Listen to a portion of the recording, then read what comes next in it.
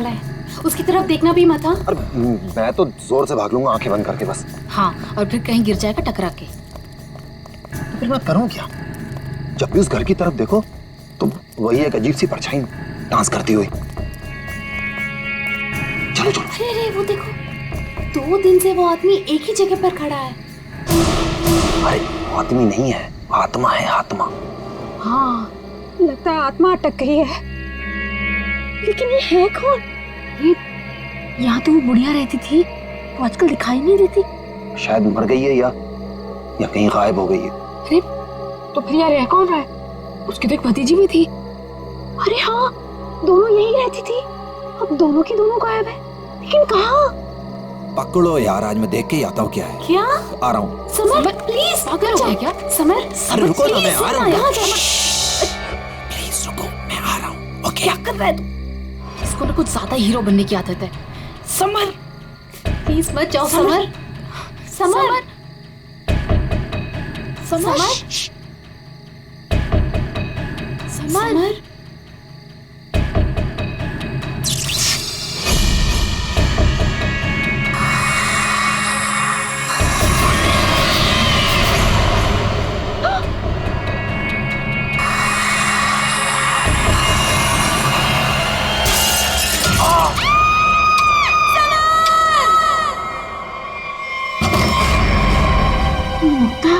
क्या हुआ बेटा? हमने वो गूंज महल वाला रास्ता पकड़ा था और वो बेवकूफ समर वो महल के अंदर चला गया था। अरे पर तुम लोग उस रास्ते गए क्यों?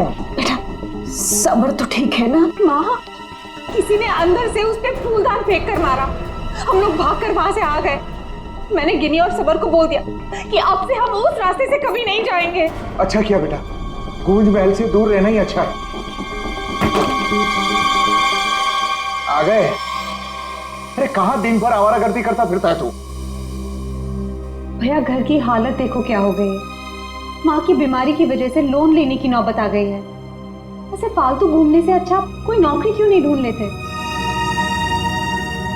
नौकरी मिल गई है मुझे। अच्छा? कौन सी बेटा, कहाँ नौकरी मिली तुझे?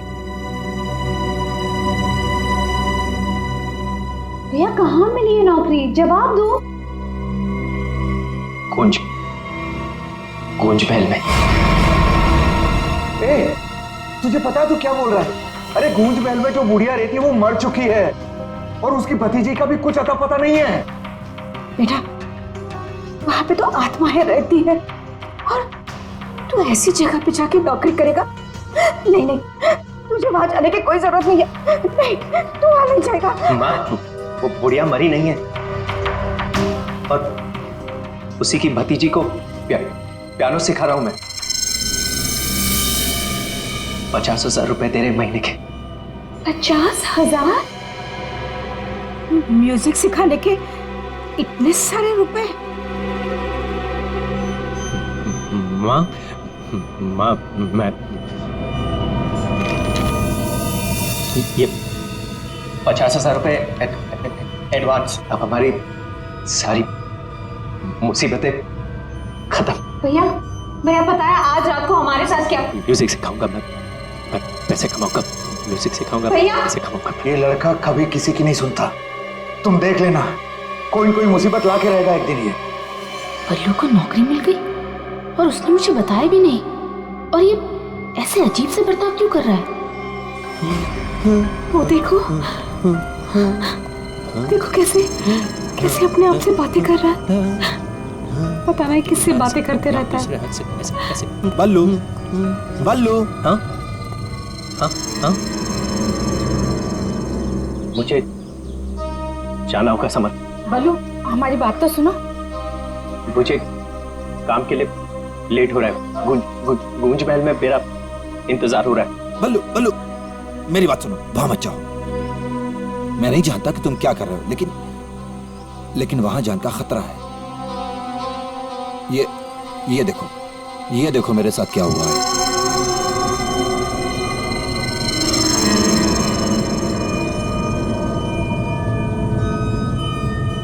क्या हुआ? कल गूंज महल में एक औरत ने मुझ पर हमला किया। नहीं, ऐसा नहीं हो सकता। वहां तो सरिता आंटी और उनकी भतीजी ईशा रहती है। वो बहुत अच्छे लोग हैं, ऐसा नहीं कर सकते। मुझे लेट हो रहा है, मुझे जाना होगा। अरे भैया मत जाओ, वहाँ खतरा है भैया।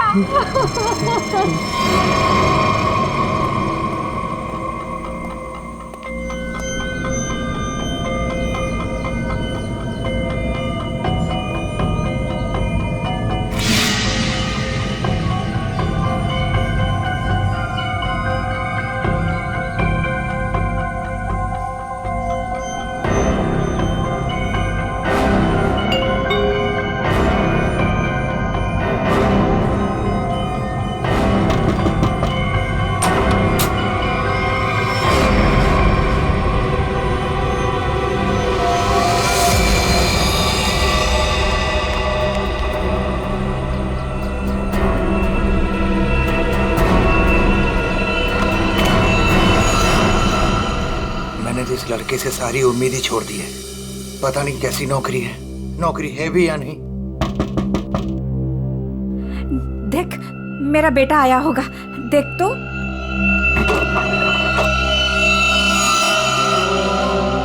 भैया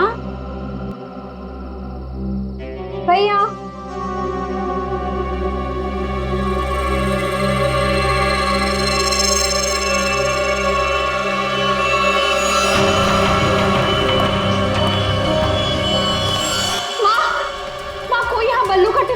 चला गया। बल्लू को कुछ हुआ तो नहीं ना?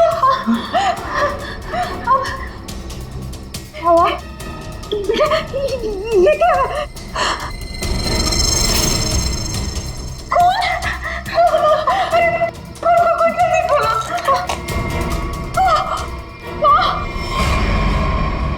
ये है वो गूंज महल जहाँ पे आपका बेटा बलविंदर यानी बल्लू कल आया था और उसके बाद से वो वापस नहीं आया।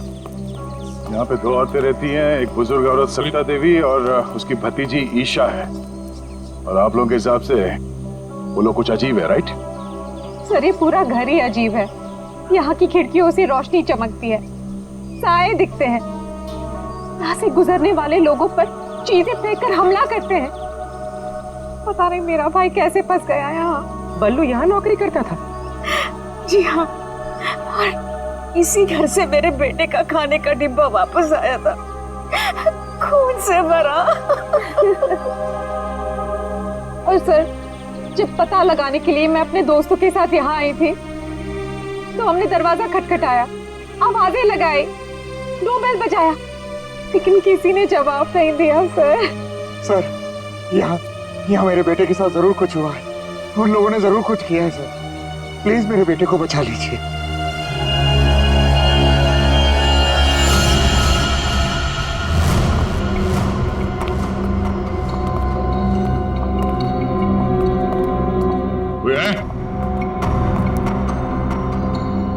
क्या तो कोई दिख नहीं रहा? आत्मा कहाँ दिखाई देती है सर, सीधी अटैक करती है। सर, यहाँ पर बल्लू, सरिता और ईशा, इनमें से कोई होना ही चाहिए। सरिता जी हैं भी या नहीं, किसी को कुछ नहीं पता सर। लोग तो यहाँ तक कह रहे हैं कि सरिता जी की मौत हो चुकी है। यहाँ हुआ तो है कुछ।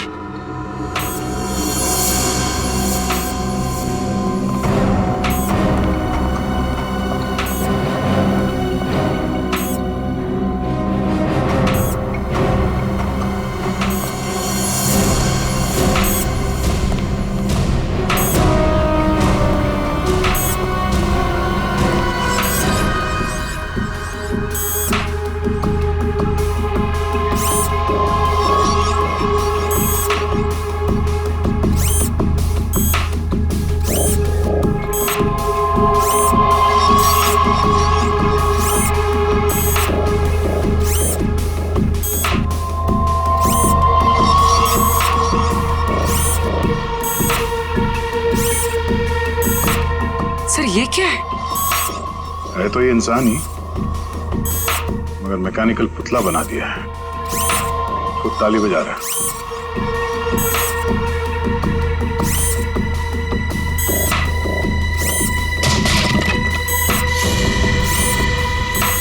निखिल, नजर रखो इस पे, हम लोग देखते हैं।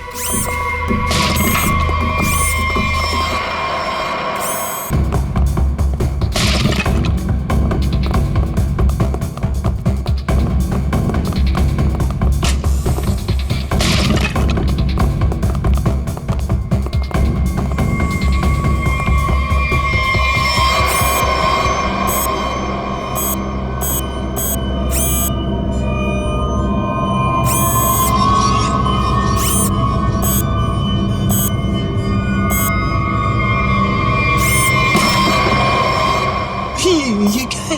ये तो रोबोट जैसा कुछ है। इसके एक्शंस और मूवमेंट्स देखो कितने मैकेनिकल है।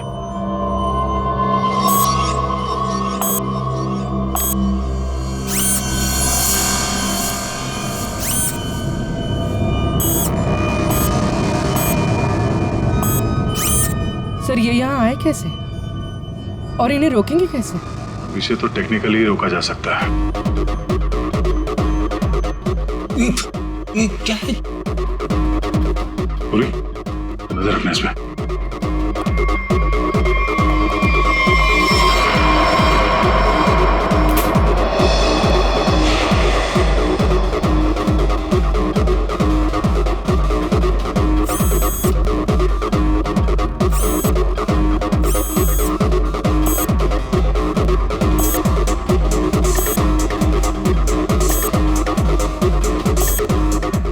तीन यंत्र मानो, सब लोग अपने मूवमेंट्स ऐसे ही दोहरा रहे हैं। कौन है ये लोग और इन लोगों के साथ ऐसा किसने किया?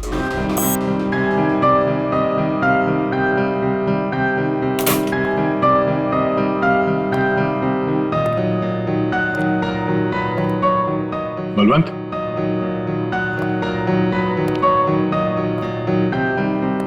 बल्लू, बल्लू,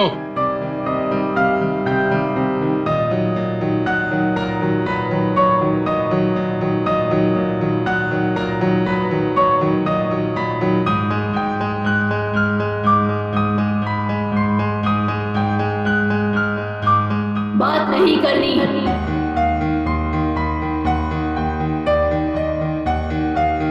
क्या हो गया तुम्हें? और तुम ये लड़की की आवाज में बात क्यों कर रहे हो? और ये तुम्हारे कपड़ों पे ये खून कैसे? हाँ? बल्लू इधर देखो, मैं तुमसे कुछ बात कर रहा हूं, मेरी तरफ देखो।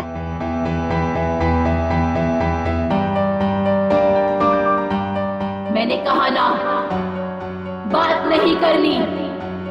पियानो बजाते वक्त मैं किसी से बात नहीं करती। मुझे गुस्सा आता है और फिर मैं सबको मार देती हूँ, मार देती हूँ।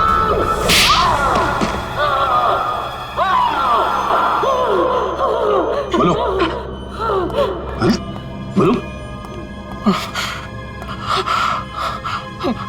एक्सक्यूज मी, कौन है तुम? तुम कौन हो? हाथ ऊपर। देखिए आप गोली मत चलाना, गोली मत चलाना। ये मेरा ही घर है, आप गोली मत चलाना, मारना मत मुझे आप प्लीज। तुम्हारा घर है ये? हाँ, ये मेरा घर है। क्या खेल खेल रहे हो तुम यहाँ? हाँ? और तुम्हारे घर में ये सब लोग कौन है? शायद ह्यूमन मशीन्स है जो तुम्हारे इशारे पे नाच रहे हैं। क्यों? सर ये क्या कह रहे हैं आप? मैं नहीं जानता सर मेरी कंसर्न क्या आपको बताता हूँ सर। ये मेरा घर है और यहाँ पर जो है ना सर, मेरी सरिता आंटी और मेरी एक कजिन है ईशा, वो रहती है सर। वो कैसी है वो देखने के लिए आया था सर मैं। That's my only concern.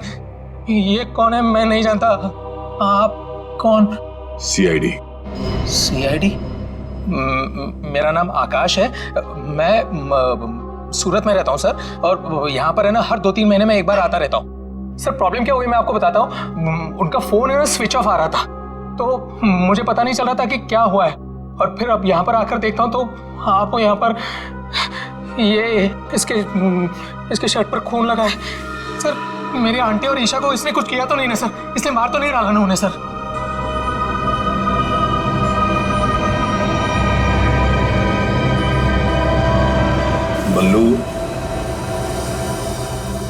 बल्लू, तुम सुन रहे हो? मैं तुमसे बात कर रहा हूं।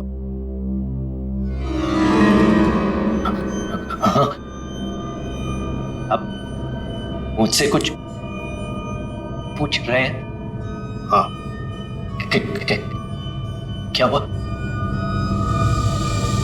बल्लू, हमें बताओ, तुम गूंज महल गए थे ना, तब तुम्हारे साथ क्या हुआ? क्या हुआ तुम्हारे साथ? कुछ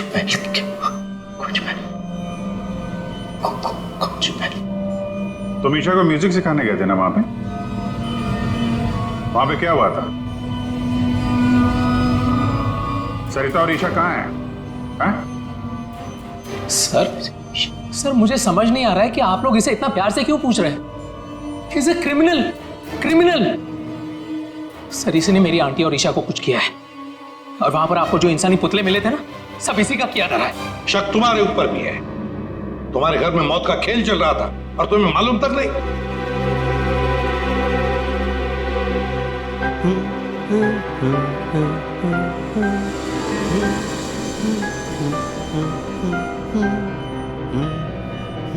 सचिन, वो फोटोग्राफ दिखाओ।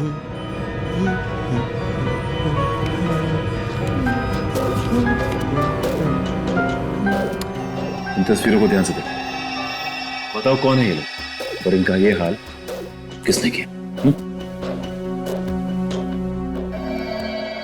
ये सब लोग जिंदा है। ये लोग तुम्हें जिंदा लग रहे हैं? हाँ जिंदा था। मुझे बताया गया था कि ये रिश्तेदार हैं और म्यूजिक सुन रहे। ये झूठ बोल रहा है सर, इनमें से कोई मेरा रिश्तेदार नहीं है। सर ये ड्रामा कर रहा है, सबको मार दिया और अब क्या बकवास कर रही है? तुम्हें चाय के लिए कहा था ना, चाय किधर है? हाँ? ये ईशा कुछ बोल क्यों नहीं रही? ये अकेला क्यों ताली बजा रहा है? हाँ? मम्मी को बोल देता हूं, रुकूं या भाग जाऊं? कितना बड़ा और डरावना घर है। सर आप मेरी बात सुनिए सर, ये पूरा का पूरा पागल हो चुका है। Is a psycho killer. Bablu क्या हुआ था कल जब तुम ईशा को म्यूजिक सिखाने गए थे? कुछ याद है वहां पे क्या हुआ था? हा? क्या हुआ था वहां पे?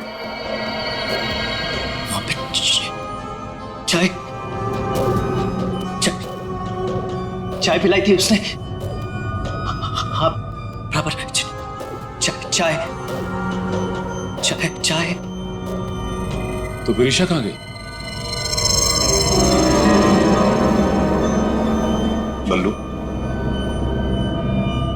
बल्लू, किसका खून था तुम्हारे कपड़ों पर?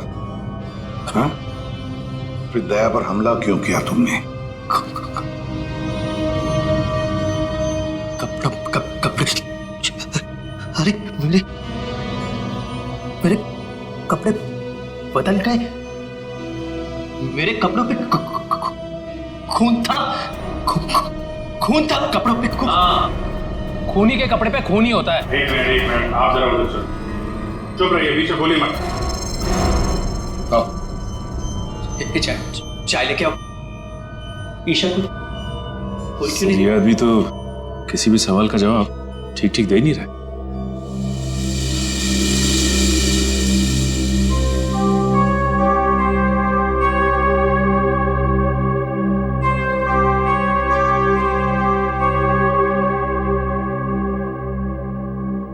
अभिजीत, इस बल्लू की मेडिकल जांच करवाते हैं, पता तो चले ड्रामा कर रहा है या वाकई इसके दिमाग के साथ कोई प्रॉब्लम है।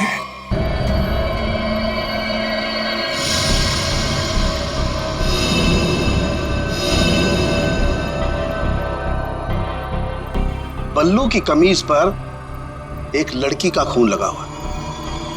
इस कमीज पर जो खून लगा है लड़की का है, ये मैंने पता लगा लिया है। ये रही उसकी डीएनए रिपोर्ट। अब मैं आपसे सिर्फ ये जानना चाहता हूं कि ये जो लड़की मरी है ये कौन है और इसे किसने मारा? इसे आपने मारा? नहीं? या फिर इसे आपने मारा? नहीं? या फिर इसे तुमने मारा?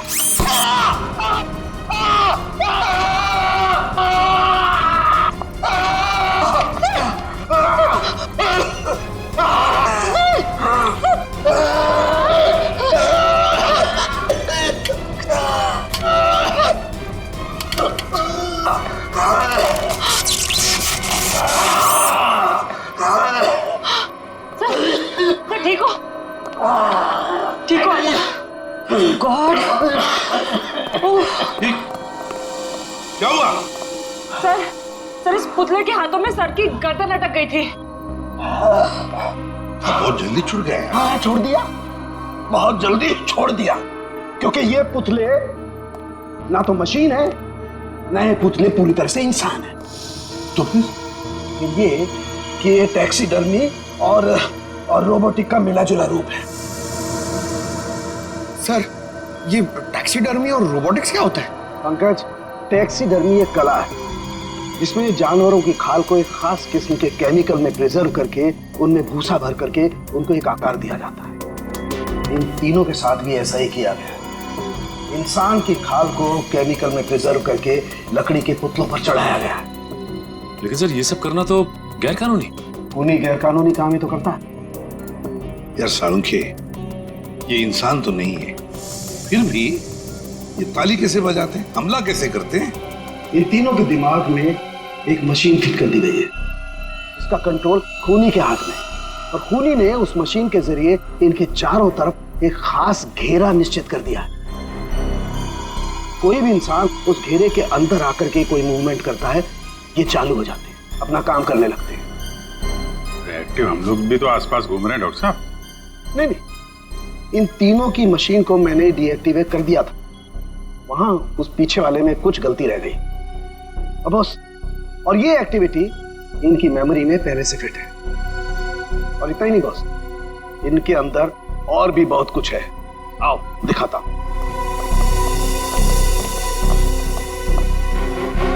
ये देखो, लकड़ी का बुरादा, कॉटन और इसके ऊपर इंसान की चमड़ी। बनाने वाले ने तो बना दिया बॉस, लेकिन वो भूल गया कि इंसान की चमड़ी में और जानवर की चमड़ी में एक खास फर्क होता है। इंसान की चमड़ी जानवर जैसी मोटी नहीं होती है, इसीलिए उसे कितना भी केमिकली ट्रीट करो, कितना भी केमिकल में डाल लो, वो इंसान की चमड़ी जैसी नहीं रह सकती है। इसीलिए इनकी चमड़ी जो है जगह जगह से सिली हुई। फिर भी टिक नहीं रही है। और दूसरी बात, ये सारी चमड़ियां ज्यादा पुरानी नहीं है, बस कुछ ही दिन पहले इन्हें मारकर निकाला गया है। पर उस घर का तो कोना कोना छान मारा गया था, एक भी ऐसी लाश नहीं मिली जिसकी खाल उधेड़ दी गई हो। वो कहीं और बनाता है ये ह्यूमनॉइड, अपने घर पर नहीं। तीनों की कोई मिसिंग रिपोर्ट नहीं है, कोई आईडी वगैरह नहीं मिली। है कौन ये लोग? तारिका जी, ये जो कपड़े पहने थे इन लोगों ने, उनसे कुछ पता चला आपको? कुछ खास नहीं, तीनों के कपड़े से बस एक लेबल मिला है, किसी टीएल टेलर का लेबल है। TL Taylor?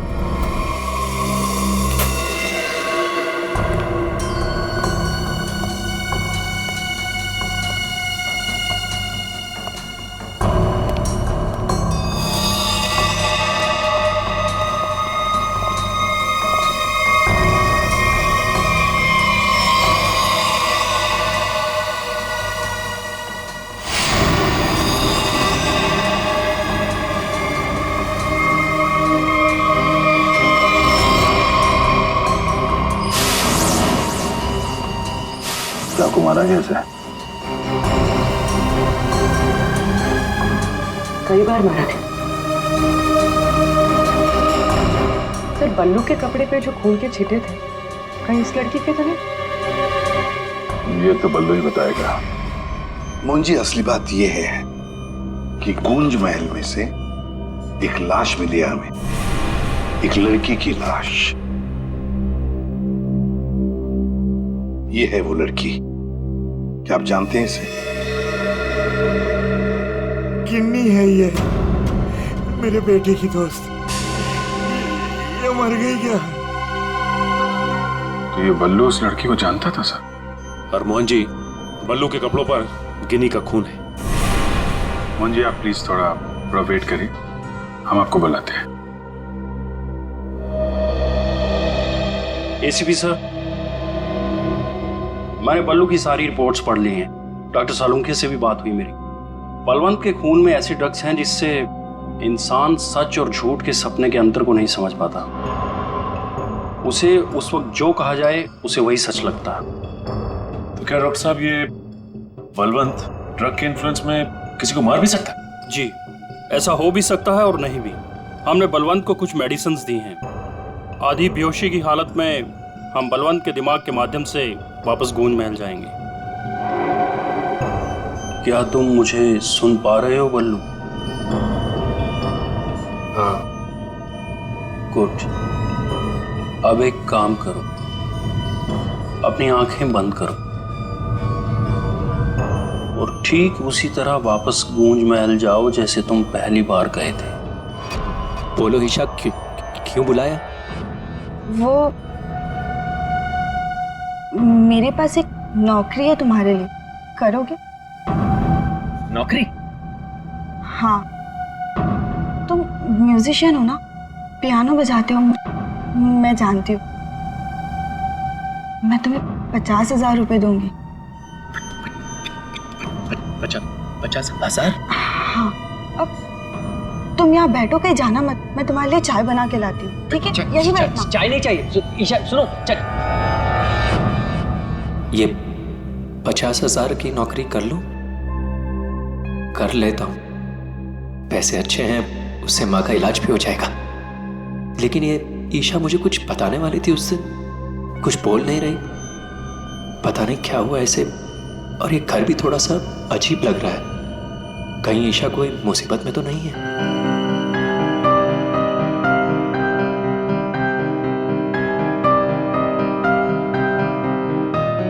शायद यही ईशा की आंटी है, Sarita ji. Excuse me ma'am. Hello. अच्छी ट्यून है।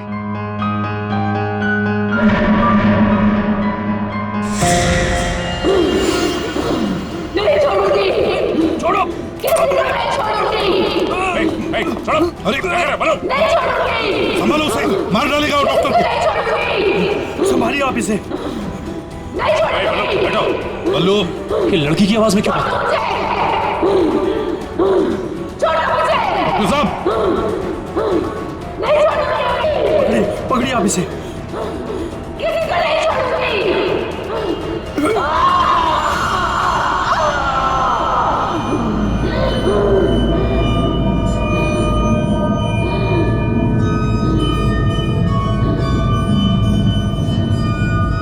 नहीं छोड़ूंगी, किसी को नहीं छोड़ूंगी। पुतला बना दिया, परेशान कर दूंगी। बची हुई बॉडी से मछलियों को खिला दूंगी।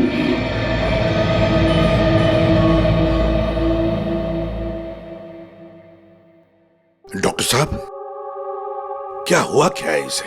हाँ? ये से अचानक से औरत की आवाज में क्यों बात करता है? जब तक बल्लू पियानो तक नहीं पहुंचा था तब तक ये ठीक था, लेकिन जैसे ही इसके दिमाग में पियानो की आवाज सुनाई दी, ये कोई और बन गया। आपके कहने का मतलब है कि पियानो की आवाज सुनते ही ये बल्लू अपने आप को खूनी औरत समझने लगता है। मतलब ये किसी के वश में है, किसी ने हिप्नोटाइज किया है इसे। क्या लगता है आपको डॉक्टर साहब? हाँ, हेयर टेलर्स का पता चल गया सर, जिसने तीनों मानव मशीन के लिए कपड़े बनाए थे सर। अच्छा, टी.एल. टेलर्स।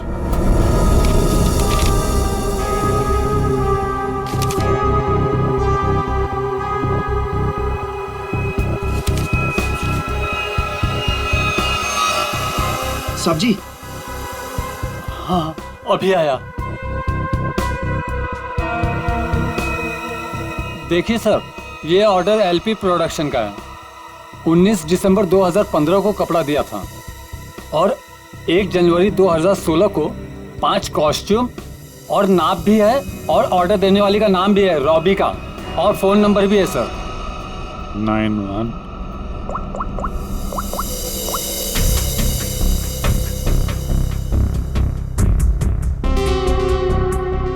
सर, फोन बंद है। कोई बात नहीं, इस फोन की लास्ट लोकेशन ट्रेस करो और कुंडली निकालो इस रॉबिका की। सर। हाँ साड़ू साहब। अभिजीत, इन ह्यूमनॉइड्स में हमें भूसे के साथ साथ 2 और खास चीजें मिली हैं। एक तो एक खास कागज के टुकड़े ऐसा कागज जिस पर न्यूज छपती है, अखबार में काम आने वाला कागज।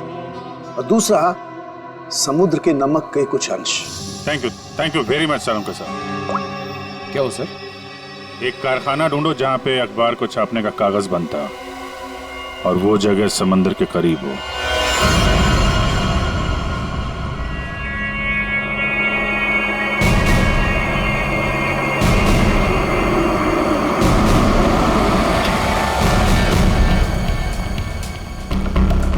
समंदर के किनारे पेपर मिल,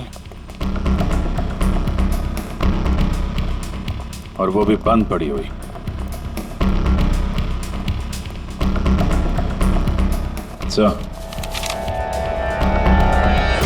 सर यहाँ पे ये पेपर और ये पेड़ की छाल और वहां पर कपड़े, यहाँ तो वो हर वो चीज मौजूद है जो मानव मशीन के अंदर भरी गई है। सर हो सकता है उस क्रिमिनल के काम करने की जगह यही हो जहाँ वो पुतले बनाता था। क्या पता वो अभी भी कहीं आसपास ही हो। मगर वो जगह कहाँ है? यहाँ तो सिर्फ पुतले में भरने का सामान है ना। वो टैक्सी डमी की जगह और वो रोबोट बनाने की जगह वो कहाँ है? पुतलों में भरने का सामान यहाँ है तो वो जगह भी यहीं कहीं होगी। ढूंढो।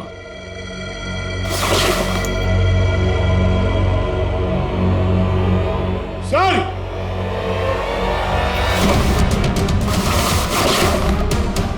सर! माय गॉड,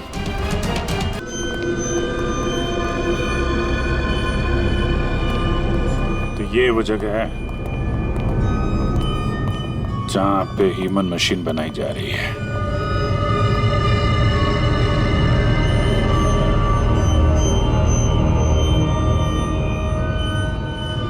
ये देखो,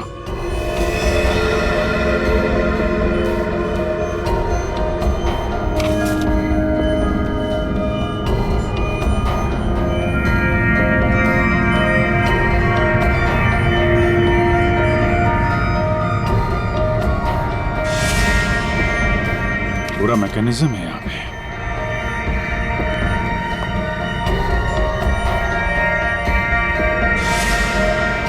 सर! हाँ? सरिता जी का रोबो। Oh no.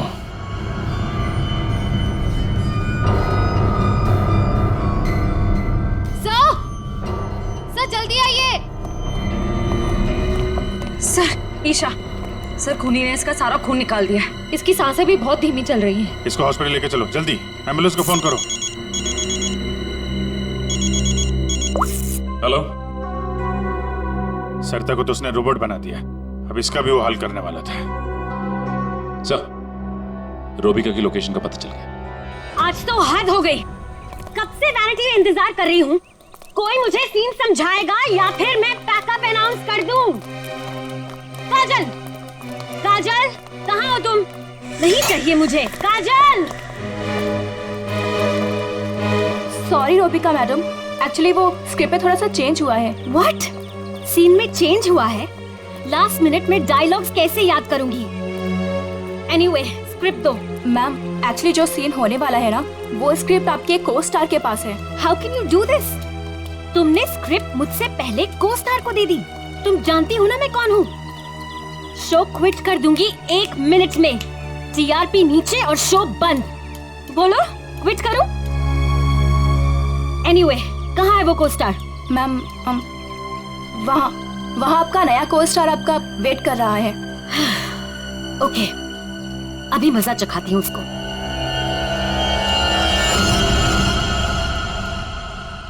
हेलो, कोई है? यहाँ तो कोई नजर नहीं आ रहा। हेलो, कोई है यहाँ पर? हेलो, हेलो, कोई है? पता नहीं ये काजल भी ना यहाँ क्यों भेज दिया मुझे।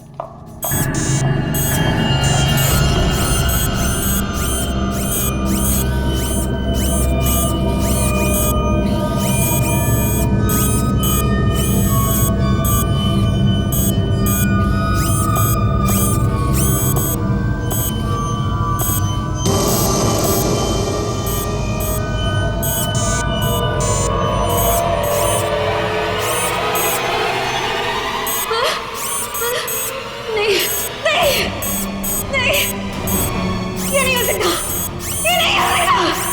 तुम यहाँ नहीं आ सकते।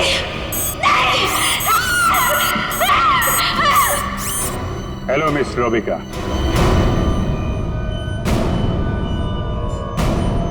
कौन हो तुम सब? और ये सब नाटक क्या है?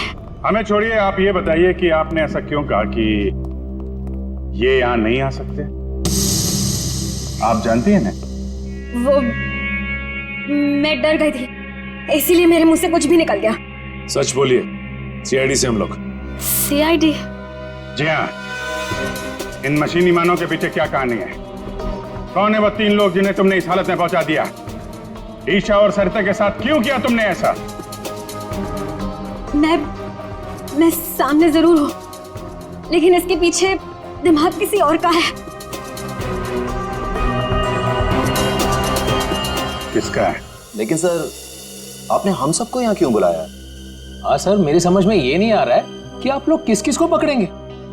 कभी बल्लू पर शक, कभी हम लोगों से पूछताछ। आखिर आप लोग चाहते क्या है ना? कुछ तो बताइए सर, ये सब किसने किया है?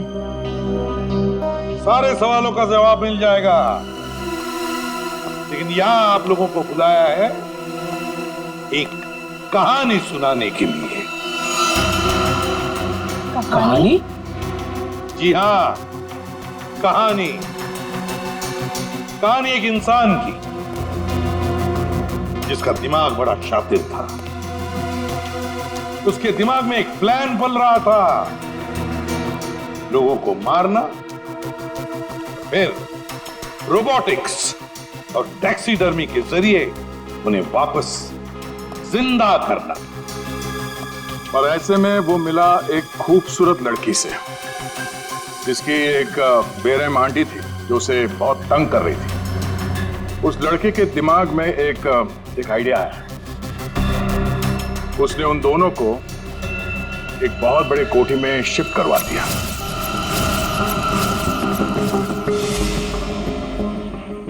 Thank you so much. और फिर उस लड़के ने उस सुंदर सी लड़की को पहला झटका दे ही दिया। उसने उस लड़की की आंटी को मार डाला इसी घर में। इस तरह लड़की की आंटी बन गई इस लड़के का पहला कामयाब आविष्कार। उसके बाद में उसने कुछ लोगों को और भी अपने एक्सपेरिमेंट का निशाना बना दिया। और हैरानी की बात यह है कि वो सब उसके वो दोस्त और कलीग्स थे जो उसके साथ विदेश में काम करते थे। अब हुआ ये कि ये लड़की इस लड़के से बहुत डरने लगी और फिर उससे बचने के लिए उसने अपने और एक दोस्त की मदद मांगी। ऐसे रो मत, मैं हेल्प करूंगा तुम्हारी। तुम बताओ क्या करना।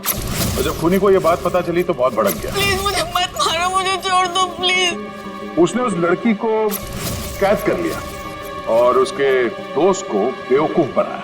उसने उसे ये एहसास दिलाया कि ये सब कुछ जो हो रहा है वो उसी की वजह से हो रहा है। तुम जैसा बोलोगे मैं वैसा करूंगी, प्लीज मुझे जाने दो। और उस बेचारी लड़की ने अपने मददगार दोस्त के चाय में ड्रग मिलाकर उसे हिप्नोटाइज करना शुरू कर दिया। मैं जैसा बोलूंगी तुम वैसा ही करोगे, मेरी हर बात मानोगे तुम, है ना? दिलचस्प कहानी। सर ये कहानी तो इस घर की और बल्लू की है।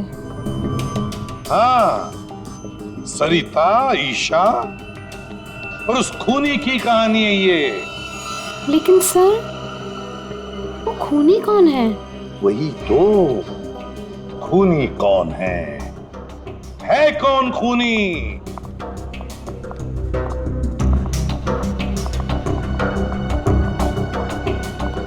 कहां फंसा दिया तुमने मुझे? तुमने तो कहा था कि ये कोई एक्सपेरिमेंट है। तुमने तो खून ही कर डाले। ये सब तुमने किया समर? हाँ, ये सब मैंने किया।